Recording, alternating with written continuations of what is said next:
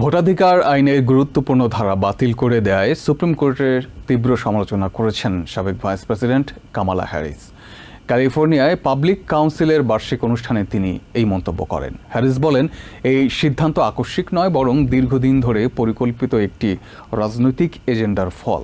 এ রায়ের ফলে নির্বাচনী সীমানা বৈষম্যমূলকভাবে নির্ধারণ করা হলেও সংখ্যালঘু ভোটারদের জন্য আইনি পদক্ষেপ নেওয়া কঠিন হয়ে পড়বে। একই সঙ্গে তিনি ইঙ্গিত দেন, মধ্যবর্তী নির্বাচন সামনে রেখে রিপাবলিকানদের মধ্যে পরাজয়ের আশঙ্কা কাজ করছে। ক্যালিফোর্নিয়ায় পাবলিক কাউন্সিলের বার্ষিক অনুষ্ঠানে উইলিয়াম ও ডগলাস পুরস্কার গ্রহণ করেন সাবেক vice president Kamala Harris.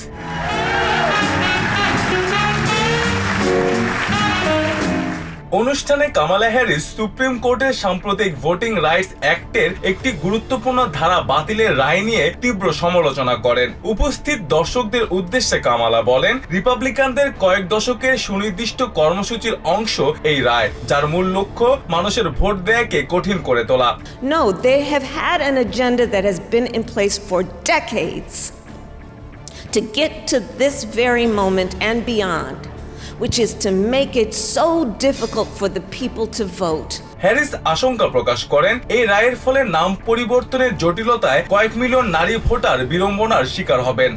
If you are one of the 60+ million women in America who changed your name when you were married, you are going to find it much more difficult to prove your identity when your birth certificate doesn't match your driver's license.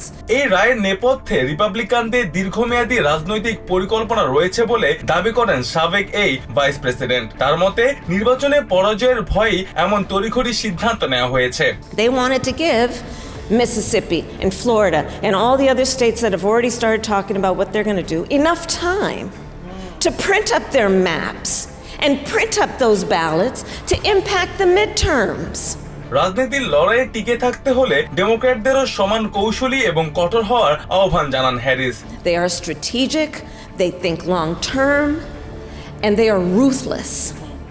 And part of what I am saying tonight, and if there is press in the room, I don't care if you quote me, we have to be ruthless too.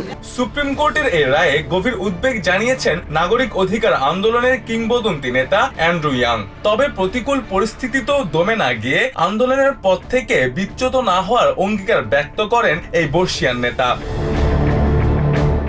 এদিকে আদালতের এই সিদ্ধান্তের পর মধ্যবর্তী নির্বাচনকে ভিন্ন আঙ্গিকে দেখছেন নিউ জার্সির ডেমোক্রেটিক সেনেটর কোরি বুকার। দেশের গৃহযুদ্ধ পরবর্তী ইতিহাসের উদাহরণ টেনে তিনি সতর্ক করেন, সুপ্রিম কোর্টের এই অবস্থান কয়েক দশকের অর্জিত ভোটাধিকারকে চরম হুমকির মুখে ঠেলে দিয়েছে।